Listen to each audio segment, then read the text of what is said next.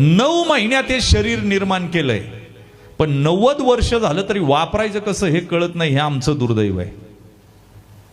डोळे त्यानंच निर्माण केले. डोळ्यानं देवाचं स्वरूप पाहायचं का डोळे मारून नरकाला जायचं हे ज्याचं त्यानं ठरवायचं. पाय त्यानंच दिले. काहींचे पाय संध्याकाळी मद्यालयात जातात, दारूच्या दुकानात जातात, आणि काहींचे पाय मंदिरात जातात. पाय त्यानंच दिलेले आहेत. तुम्ही ठरवायचं कुठं न्यायचे.